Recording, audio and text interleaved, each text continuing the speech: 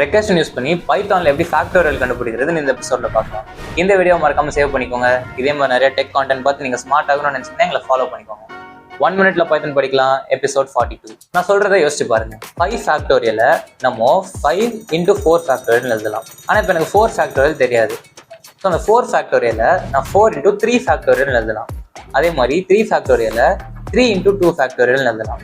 2 ஃபேக்டோரியலை 2 into 1 factorial எழுதலாம். இப்போ 1 ஃபேக்டோரியல்னா என்னன்னு எல்லாருக்குமே தெரியும். 1 ஃபேக்டோரியல்ன்றது 1. ஸோ அப்போ 2 ஃபேக்டோரியல் 2 into 1. இப்போ 2 ஃபேக்டோரியலுக்கு எனக்கு ஆன்சர் கிடச்சிச்சு. இந்த 2 ஃபேக்டோரியல் எடுத்துகிட்டு போய் நான் 3 ஃபேக்டோரியலில் போட போகிறேன். இந்த 3 ஃபேக்டோரியல் எடுத்துகிட்டு போய் நான் 4 ஃபேக்டோரியலில் போட போகிறேன். 4 ஃபேக்டோரியல் எடுத்துகிட்டு போய் 5 ஃபேக்டோரியலில் போட போகிறேன். எனக்கு 5 ஃபேக்டோரியல் ஆன்சர்லாம் வந்துடும். இதை எப்படி நம்ம கோட் பண்ணுறதுன்னு இந்த எபிசோட்ல பார்க்கலாம். டெஃப் ஃபேக்ட் நம் அப்படின்னு ஒரு பேராமீட்டர் இதை அக்செப்ட் பண்ணுது.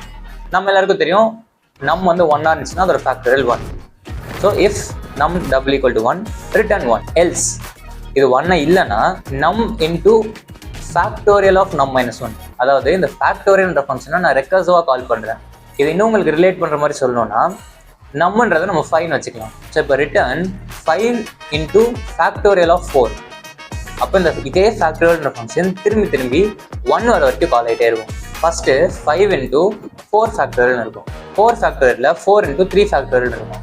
3 ஃபேக்டோரியலில் 3 இன்டூ 2 ஃபேக்டோரியல் இருக்கும். 2 ஃபேக்டோரியலில் 2 இன்டூ 1 ஃபேக்டோரியல் இருக்கும். இது எல்லாமே கடைசியில் சிம்பிளிஃபை ஆகி எனக்கு 120 ஆன்சர் வரும். இந்த வீடியோவை மறக்காம உங்கள் ஃப்ரெண்ட்ஸுக்கு ஷேர் பண்ணுங்கள்.